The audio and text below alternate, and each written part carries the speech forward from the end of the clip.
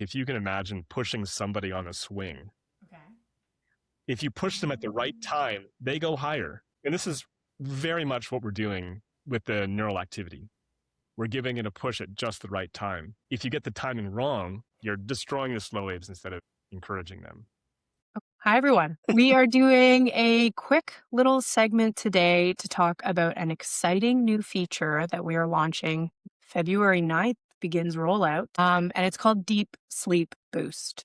And Deep Sleep Boost is pretty incredible for us because it builds our sleep toolkit by helping people get more and sustained deep sleep. So I've invited Maurice here, who's a senior research scientist here at Muse, and Chris, our co-founder and chief innovation officer, to answer a couple maybe rapid fire questions on why did we make this? Why did we make this feature?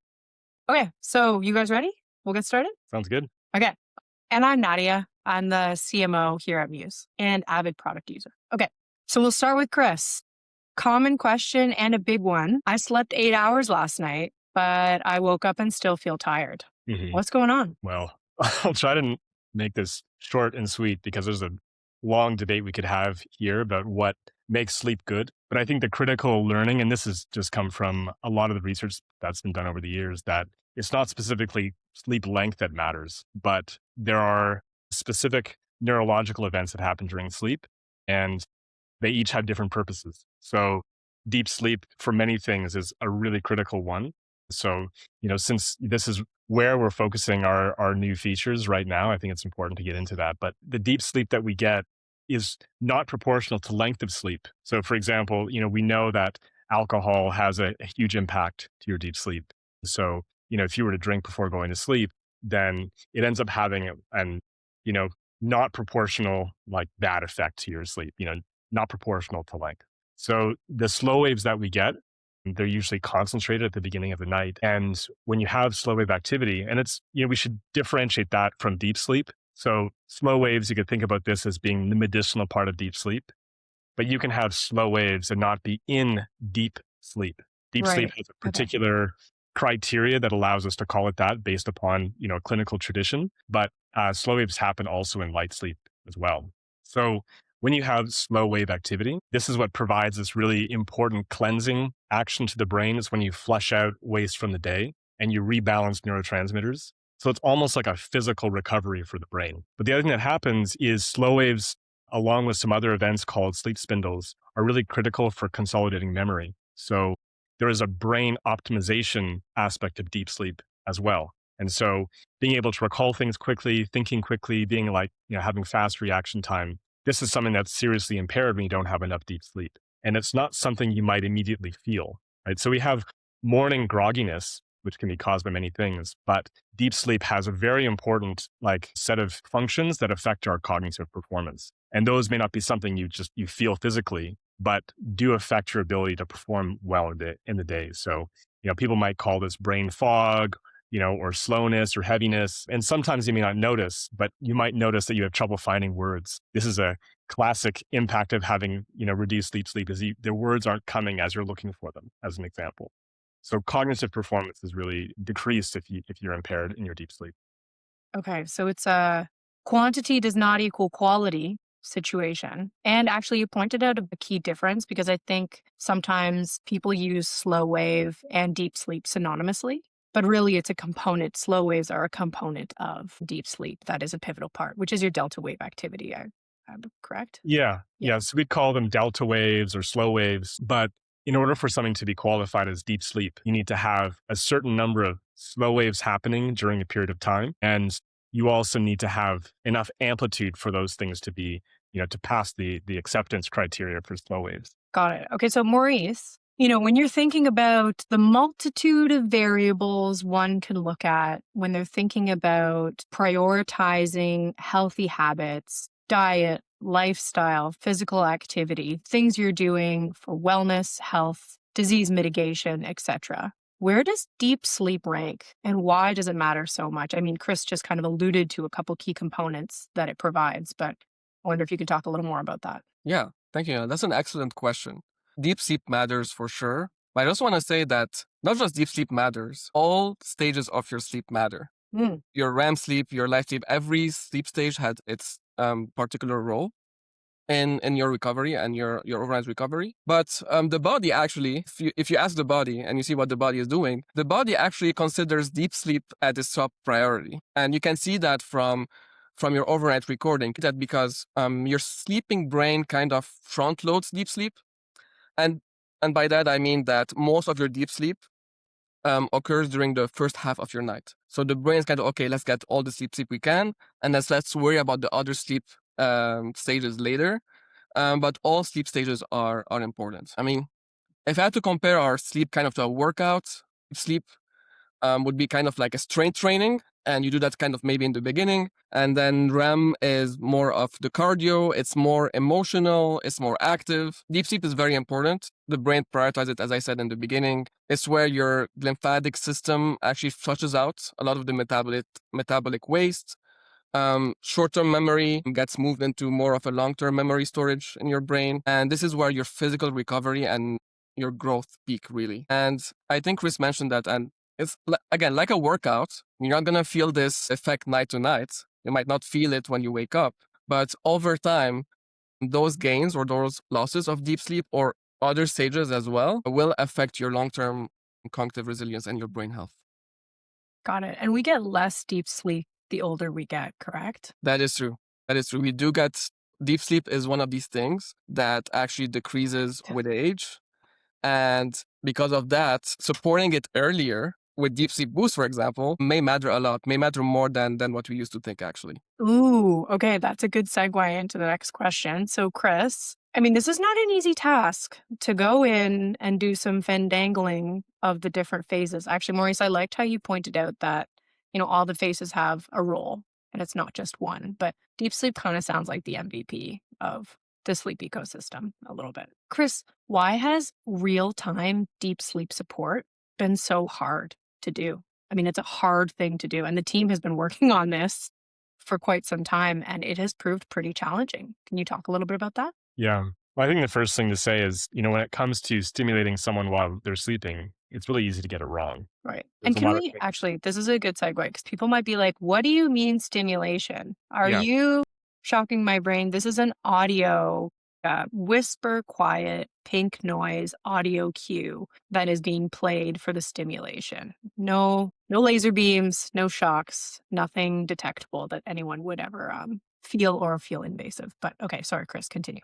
Yeah. I mean, I think it's important to recognize that all of our sensory experience is stimulation. We could call it stimulation with respect to sleep.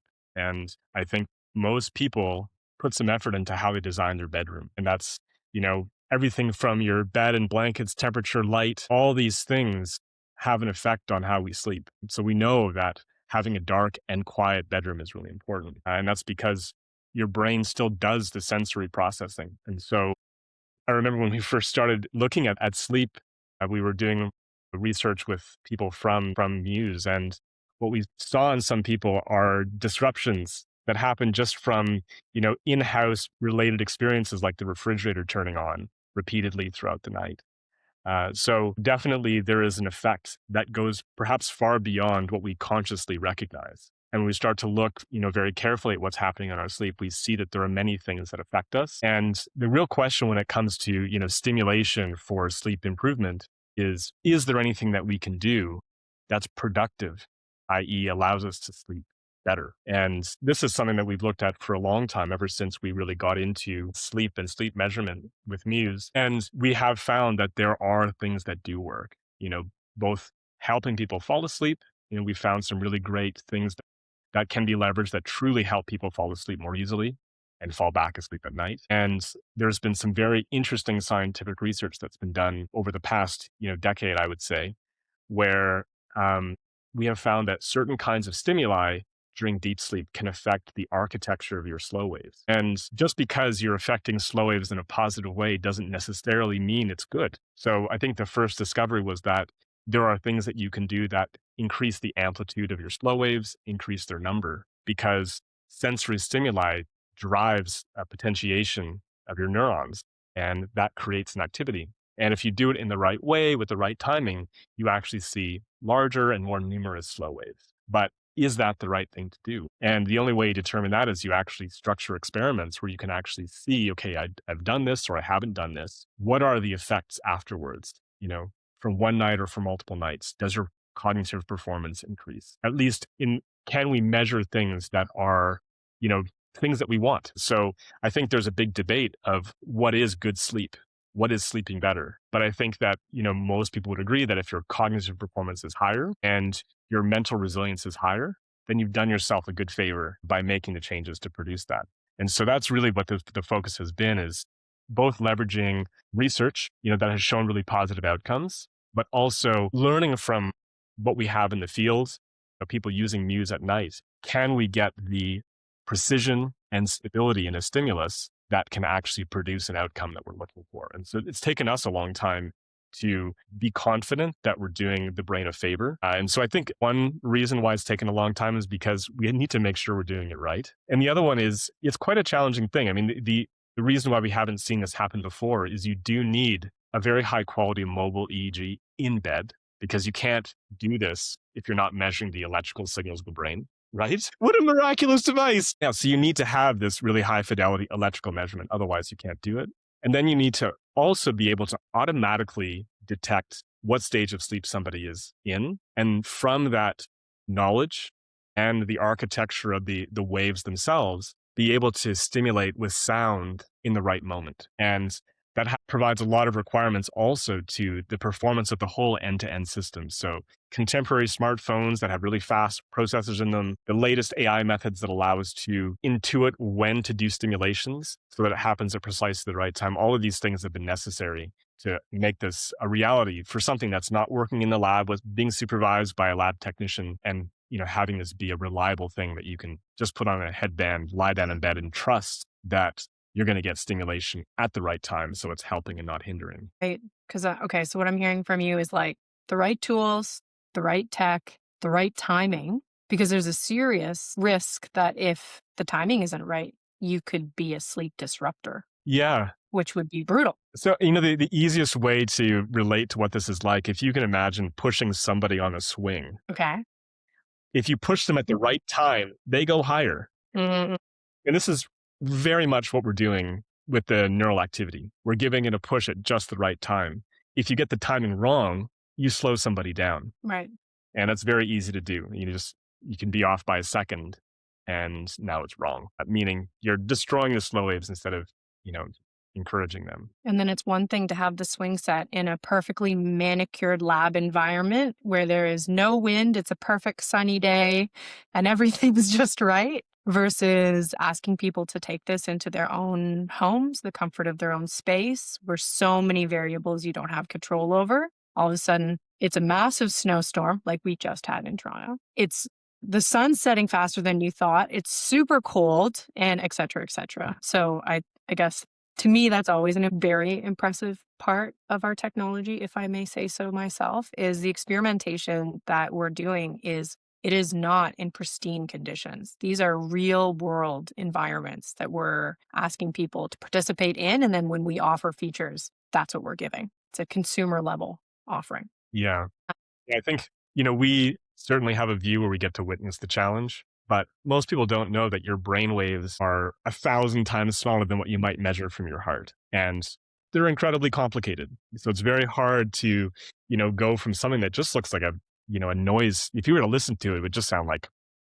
Mm-hmm. And so somehow that needs to be, transformed into something useful to decide, when the brain could use some help. But also you need to be able to differentiate that from any other source of disturbance. Are you rolling around in bed? And so a huge challenge with any EEG technology is it's just extremely hard to measure and it's extremely hard to interpret. And we can't have it going wrong when you're rolling around in bed, because the impact of that is disruptive. So actually, Chris, can you do us a favor and tell us just a little bit about, so how does this feature work? Like, break it down for us. Yeah. So obviously we've been talking about an electrical measurement. So we're specifically using Muse's EEG measuring capability. And the slow waves are the largest amplitude wave that the brain produces. It's also very slow. Like you sort of get, 1 cycle per second at its slowest. Normally about 2 cycles per second is typical for a slow wave. So you have these, they're almost like sound waves, whoa, whoa, whoa, whoa. And in order to recognize them, you need to also understand that the person's sleeping and they're in the right stage of sleep to get stimulation. So we have a number of layers, right? So we have the layers that are determining, is this a real brain signal? And then we're understanding what phase of sleep are you in? And does that match our policy for when we should be stimulating or not, and how much? And then we need to predict when stimulation should happen. So, when we measure brain waves with the Muse, that data gets sent over Bluetooth to your mobile phone. And then it gets processed by our sleep AI.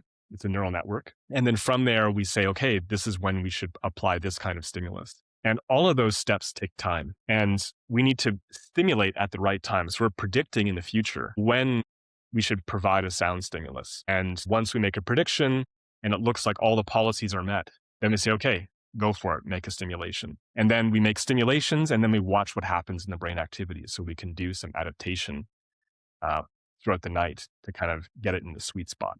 But those are the basic steps. It's really, we wouldn't be able to do this without the latest AI tech. And so a big part of the transformation that has happened in neurotechnology is AI is making a huge difference. Like it's, changing many things. So, the brain data gets measured by the Muse. It gets sent into a neural network, an AI, and that makes a prediction in the future of when stimulation should happen. So that when the sound actually arrives to the ears, it's locked in at the right moment with your brain state. And so that coordination is super important if you really want this to work. And so those are the steps. And timing is a huge thing because there's delay and all these things. And the more we have to predict in the future, the more room for error this is. And that's one of the reasons why we recommend that people don't use Bluetooth headphones, which we'd all love to use, is because Bluetooth headphones introduce yet another delay in the system. And so we have to predict even further. Okay. So I'm going to bed at night, putting on my headband, going in my app, going to the sleep section. I'm selecting turning on deep sleep boost. I pick my soundscape. Then I put my phone away and I go to bed. And then ideally I wake up the next morning and I feel great. And that's my experience, right? Essentially, but setting up the sound delivery is really important. Mm-hmm. And so because the medicinal aspect is a sound stimulus and it's tiny, very short in time, it's like a little if you were to listen to it, that's what it would sound like. But more so in the user experience, really, if this is delivered well, it's undetectable. Yeah, you don't exactly. So we're delivering sound, first of all, when you're deep asleep, and also with a timing that, really, you should not be conscious of at all. So how do you know it's working? You need to look at your results to see that you're getting stimulations. And if it's working, you were successfully stimulating yourself, but you wouldn't know because I heard sound at night. And so part of setting up your sound is also to make sure that you don't accidentally have things too loud, right? So you go through a process when you set it up where you figure out what's the appropriate sound level given where I'm put my phone or what headphones I'm wearing, so that it's, fits in with your sleep environment, audible, but not loudspeaker. So that setup is really important. And then you go to sleep with it.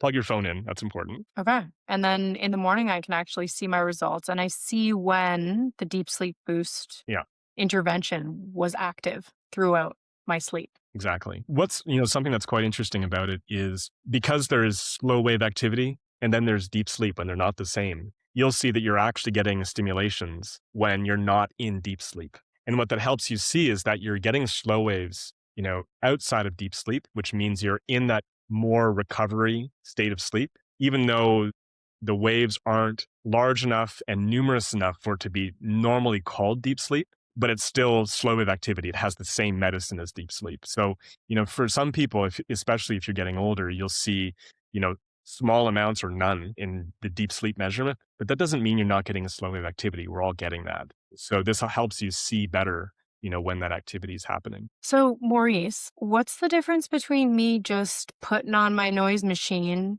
picking a pink noise background at a reasonable volume and pressing play? Question. So if you were to do it, and actually most people do it, I do it sometimes. So putting on, this white noise or these. I guess white or brown noise would be most popular. Yeah, exactly. Like the sound of your fan basically going on. And that helps people fall asleep. And that helps me fall asleep sometimes as well. it masks the sound.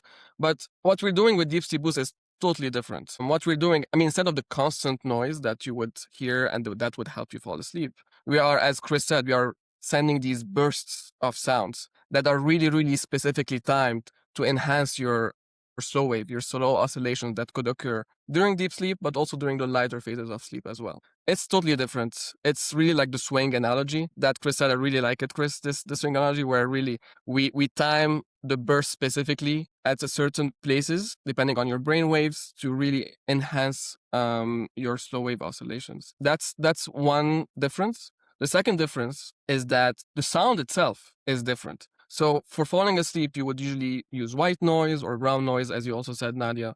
But and that sounds like, it's a bit harsh, honestly. I'm not a big fan. It does help me sometimes, but most of the time I find it a bit harsh.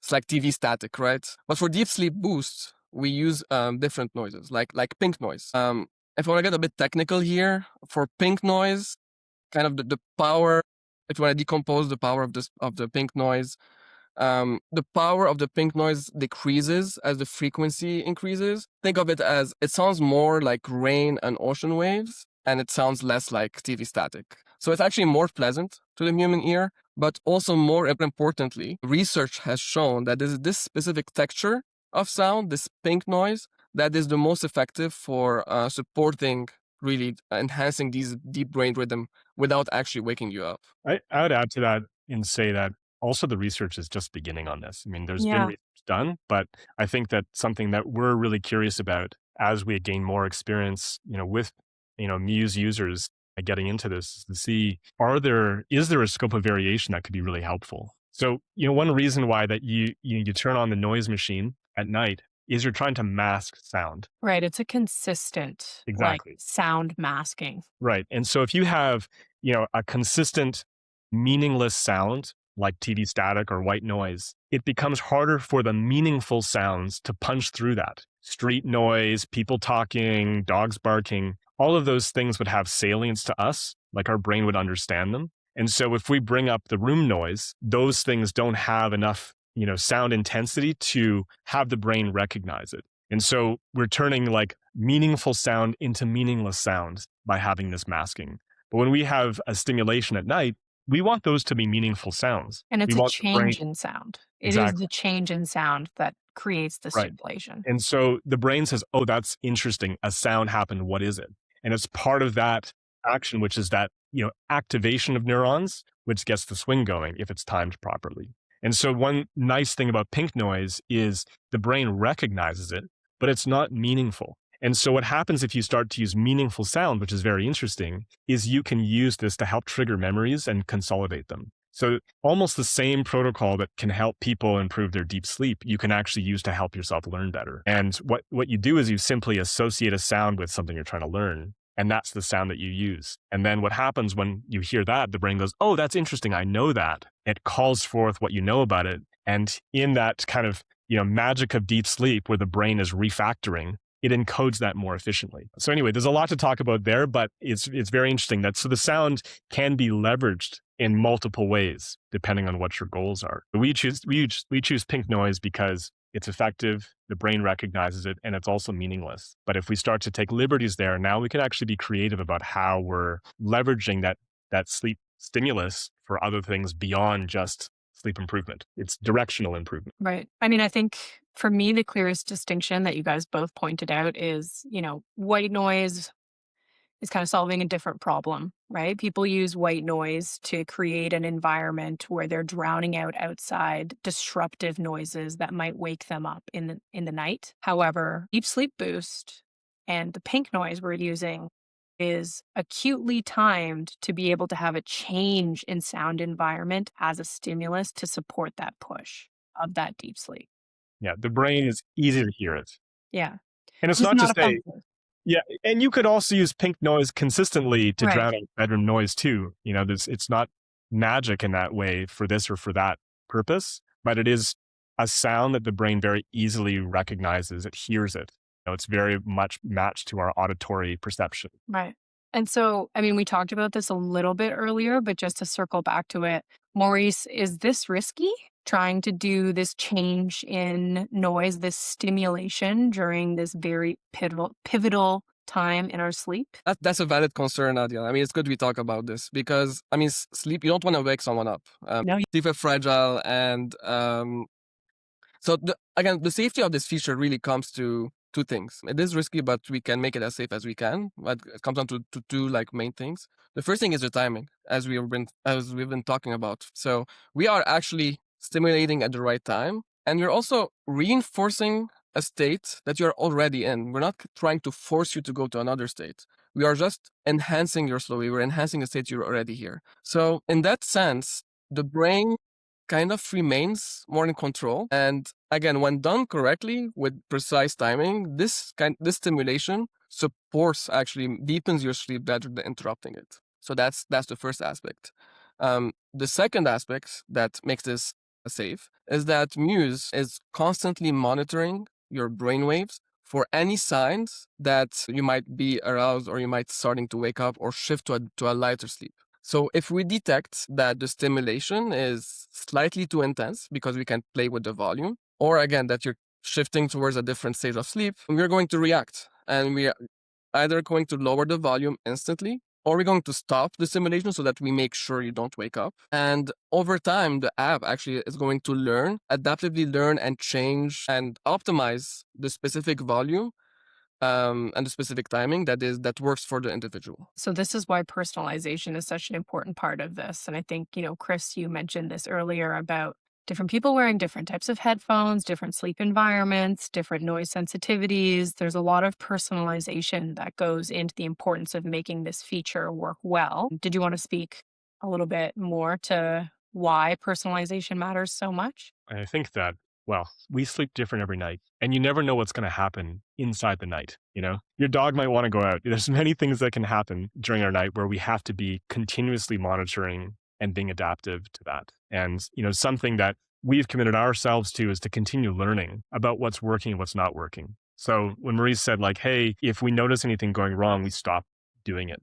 And so we've been very conservative in how we've kind of set the guardrails on what it does, but we'll make mistakes. And the mistakes are also very interesting because we learn from them. And so the work that we continue to do, on the data and machine learning side, or you could call it AI, is to look at all of the successes and the mistakes so we can now refine what policy to use. Because certainly there's always room for improvement, and there's always a way to understand better what's happening. And this is customized per person, but it also adapts to you within one night. It adapts to you within 1 minute.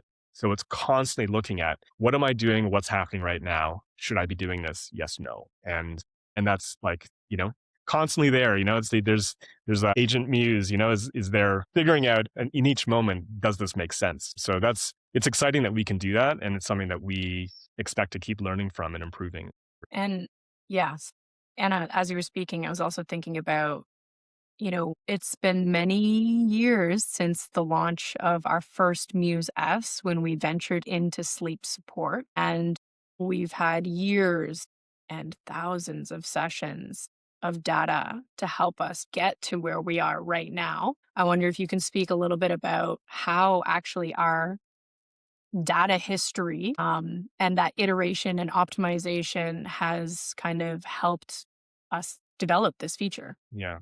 Yeah. There's a couple pieces to that. So the first one is really being robust in how you measure and interpret sleep. And as we were saying before, there's EEG is hard to measure and it's hard to interpret. And it has to be robust for us just, using it somewhat, haphazardly. We put it on, we expect it to work throughout the night.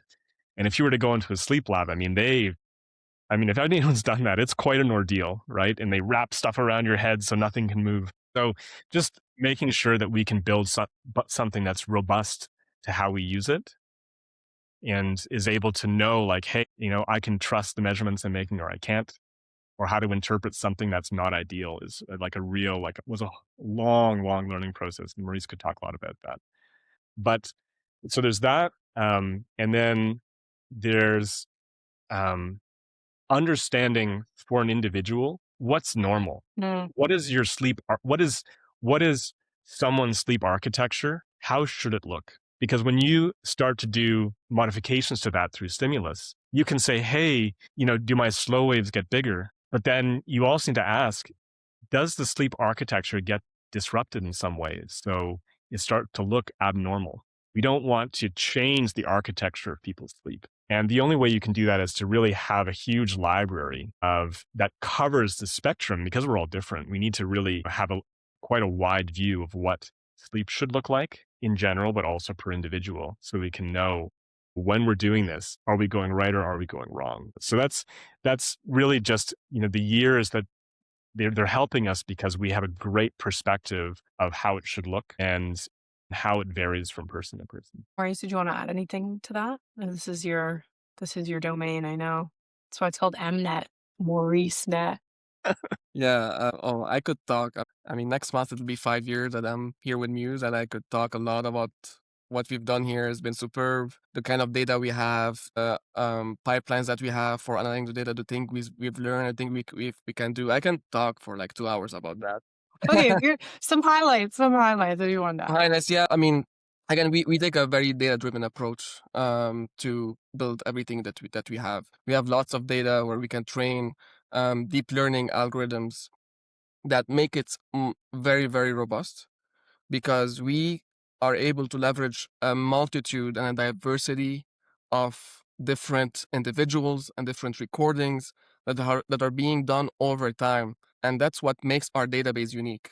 Yeah, we have recordings of people doing this over years, and we can really learn how sleep patterns are changing and what makes good sleep, what makes bad sleep. We can really learn someone's individual architecture and see how your sleep now deviates from your norm. There's a lot of things we can do, I feel, that no one else can do, and from the individual part, but also making things more generalizable because of all that diversity of data we have. Of course, as we all know, like these AI models, these recent and advanced AI models, they are data hungry. So we are in a unique positions, and we use that to detect sleep very reliably and detect sleep even when we have a lot of noise, because using all of that data, we have learned what kind of noise patterns can appear in the data across a lot of individuals. So it's really, really exciting, and I'm really excited about this. Okay, and just to piggyback off of this, you mentioned this a couple times, like we're in a pretty new world right now. We're in a pretty new era, not just of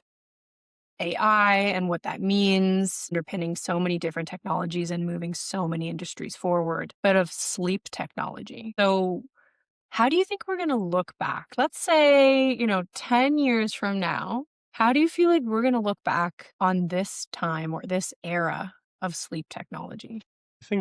I think we're going to see this as a pivotal turning point. I think, one thing that Maurice described is how we're able to look across up for an individual nights, weeks, months, years. And this kind of information has never existed before. We've never had a perspective like this, because the only people that were getting measured electrically in their brain activity were those who were going into a sleep lab. Right. And hard to do and expensive to do. And so you'd get, samplings now and then, and it's also not a home environment. This is not necessarily normal for you. So, on one hand, we have a view, and it's only going to keep improving from here with us and with others who are in this space, but we're going to get a perspective that we've never had before about what is the behavior of sleep and how is it different from night to night, and what makes good sleep good sleep. I mean, I wish we could just say this is what good sleep is, and it is an open question for sure. And also how it affects you in life, right? So I think there's good evidence that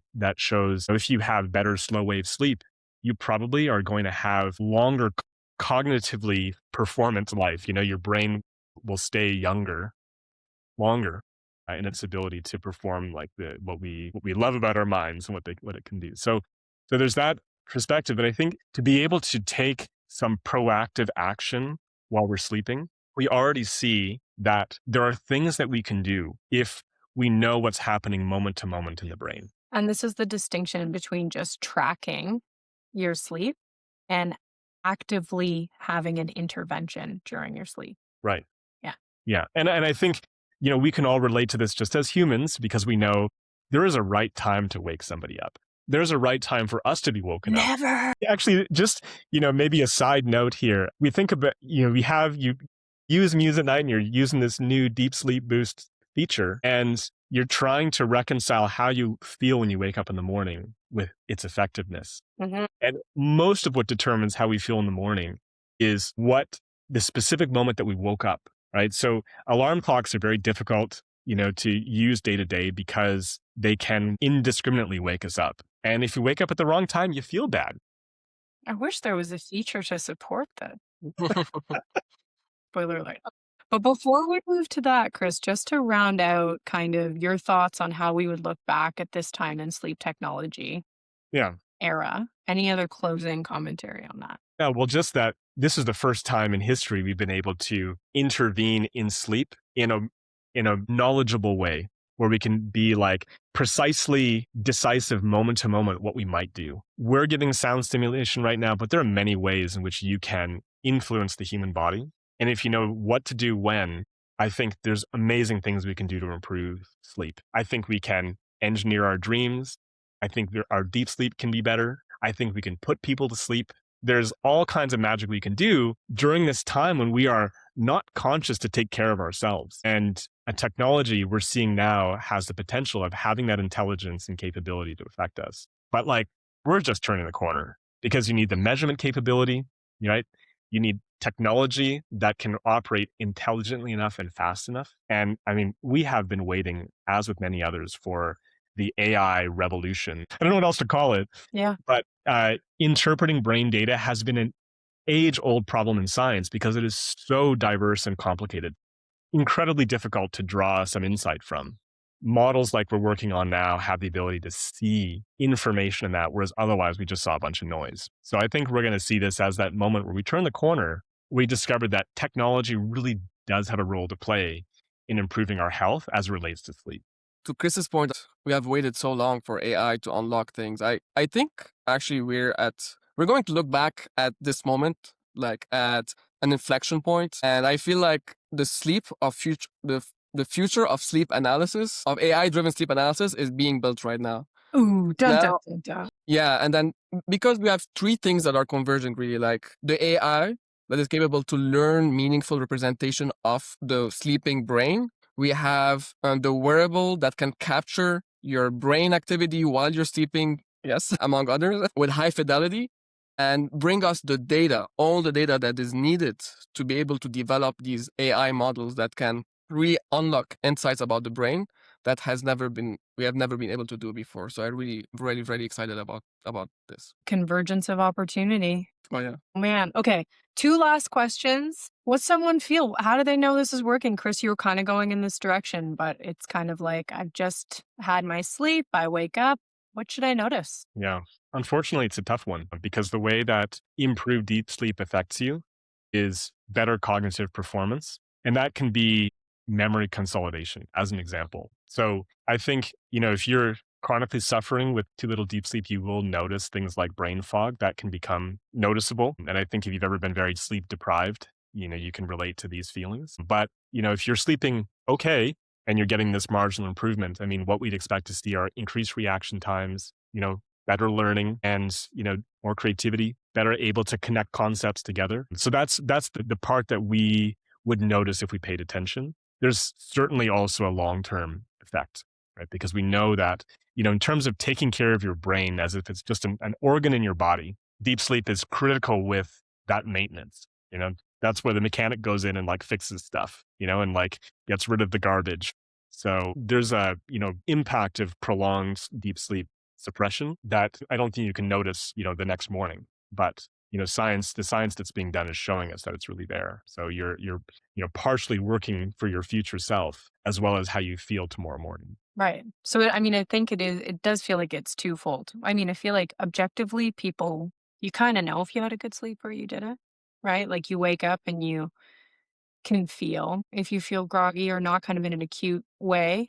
Um, and we would anticipate that you would have less groggy mornings. Obviously, every sleep is different and many things can happen throughout the night. So it's not a guarantee, i.e., I go to my best friend's birthday party and indulge in many delicious beverages or cocktails. And I go to bed and I can't just be like, I'll be good.